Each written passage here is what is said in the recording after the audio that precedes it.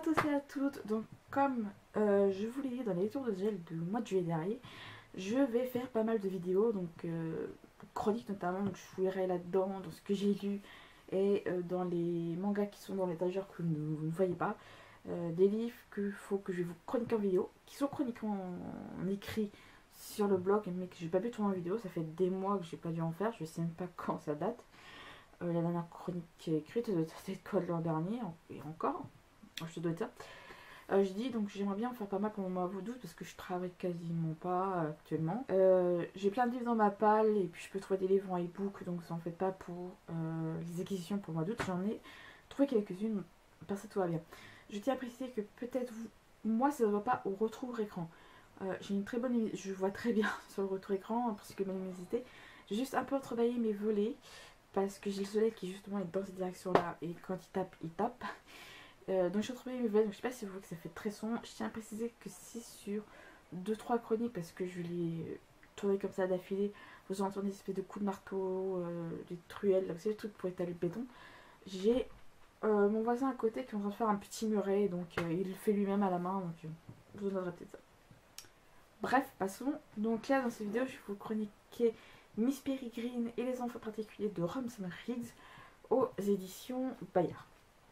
Donc, je pense que c'est une chronique assez rapide, on verra.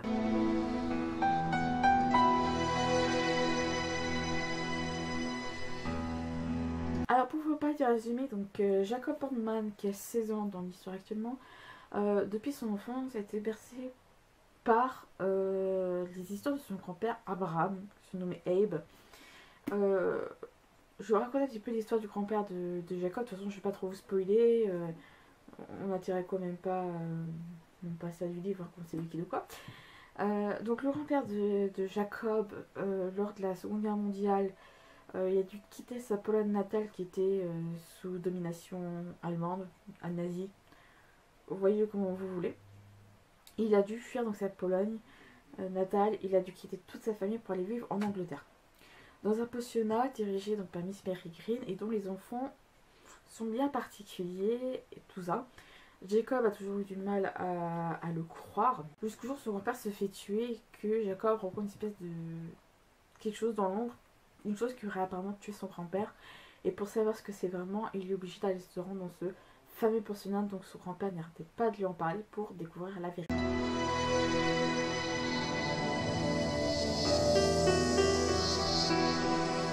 Dans l'ensemble, je suis contente d'avoir pu lire cette pépite. Au début, je voulais pas, parce que ça circulait beaucoup sur la blogo et sur Booktube, et quand je le dis plus d'une fois, plus un livre apparaît sur Booktube, c'est-à-dire au bout de 4 fois quasiment, plus je le vois traîner, moins j'ai envie de le lire. Donc je l'ai donc emprunté à la médiathèque, j'ai commencé à lire et je regrette pas, parce que c'est une pépite dans le domaine genre fantastique, tout ça, j'ai besoin d'évasion ces temps-ci.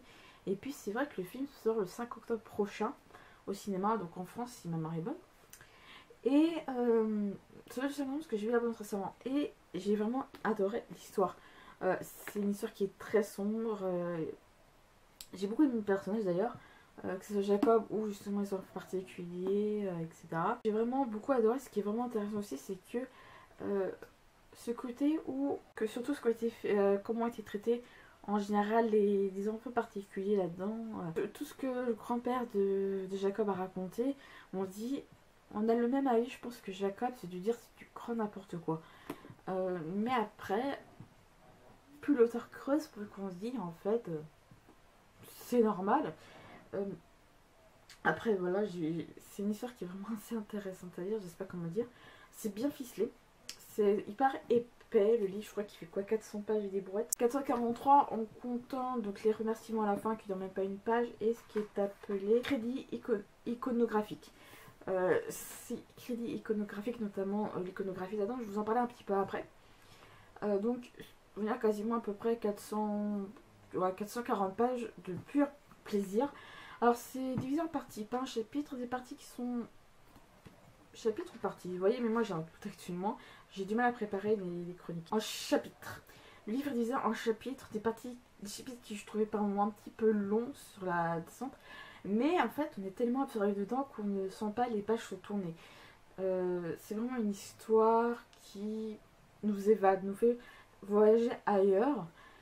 J'ai bien aimé aussi le côté Seconde Guerre mondiale qui est assez présent dans le livre, en tout cas pour comprendre le récit, et j'ai vraiment trouvé ça intéressant que l'auteur parle un peu de cette période-là. On sent qu'il connaît le sujet, quand je trouve beaucoup, il a dû vraiment se renseigner, c'est ça qui est vraiment intéressant pour ce livre. Alors le livre fait son poids, je ne l'ai pas pesé, pour un point.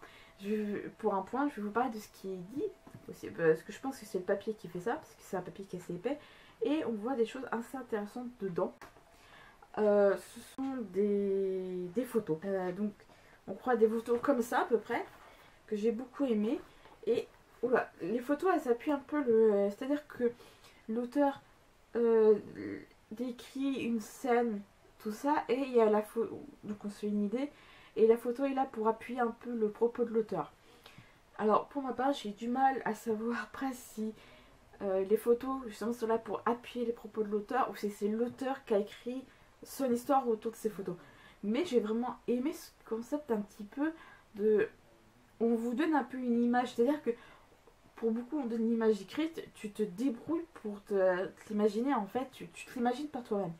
Là, donc on va se dire que, comment dire, dans la majorité des romans, je crois que c'est la seule exception dans ce cas-là, dans la majorité des romans, c'est vrai que je vois beaucoup, j'entends beaucoup quand certains font des trailer reaction et tout ça, qui parlent, ah je voyais pas tel personnage comme ci comme ça, mais c'est vrai qu'on a cette possibilité, l'auteur écrit la manière dont il voit un personnage dans son récit et de l'écrit, et puis c'est vrai que nous on peut, le lecteur, on l'interprète pas forcément comme l'auteur qui l'a vu.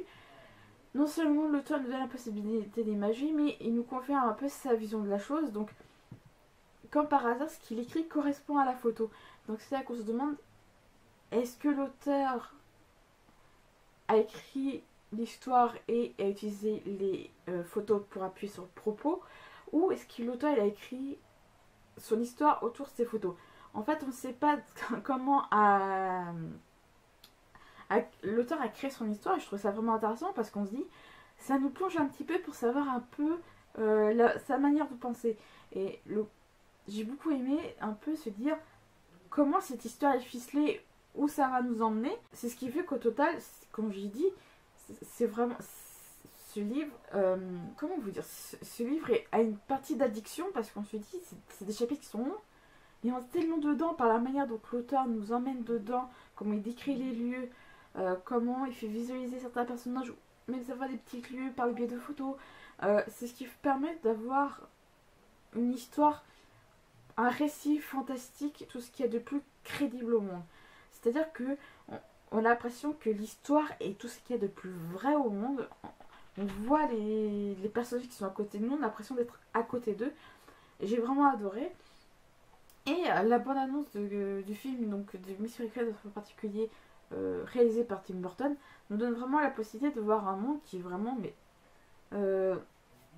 merveilleux, qui est je dirais pas qui est une utopie, mais qui est un petit idéal dans ce monde qu'on aime un petit peu, avec ses défauts, mais qu'on vit avec. J'aimerais vraiment, c'est vraiment un récit que j'ai aimé lire, franchement. J'ai vraiment hâte d'acheter le tome 2. Actuellement, je l'ai fini quand j'étais en vacances, et si ça n'est qu'à moi, je serais déjà allée dans une librairie pour aller acheter le tome 2, parce que c'est addictif. J'ai vu, apparemment, ce que j'ai envie de dire, le tome 2 a l'air d'être mitigé, mais moi je vais pas lire forcément de chronique du tome 2. Déjà d'une pour pas me spoiler, et de deux pour pas me sentir un peu déçue de me dire, ah j'ai vu tel ou tel avis sur ce roman et finalement je l'aime pas.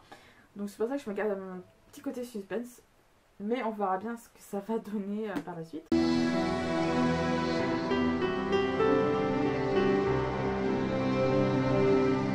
En petite conclusion, c'est pas un roman que je vois de points négatifs. Sincèrement, on est vraiment dedans. On a une évasion totale. C'est un livre qui est bien écrit, dont les propos de l'auteur sont appuyés par des photos, mais on se demande si c'est pas l'auteur qui a trouvé ces photos et qui a créé une histoire autour de ces photos. Franchement, je dis, il pèse son poids, mais pas que le poids niveau impact, mais il pèse vraiment son poids niveau... quand on le prend, apparemment le tome 3 pèse hyper lourd, bien plus lourd que cela. Un bon récit, très entraînant, qui vraiment...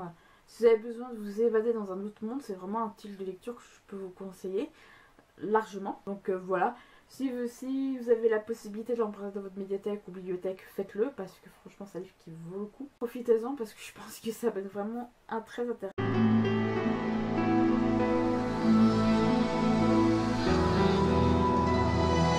Donc cette chronique sur Miss Peregrine et son enfant particulier de Ramson Riggs aux éditions Bayard est terminée.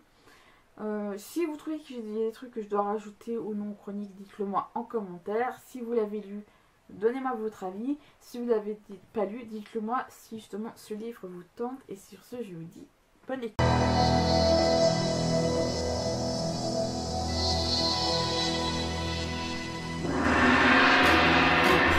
The Priory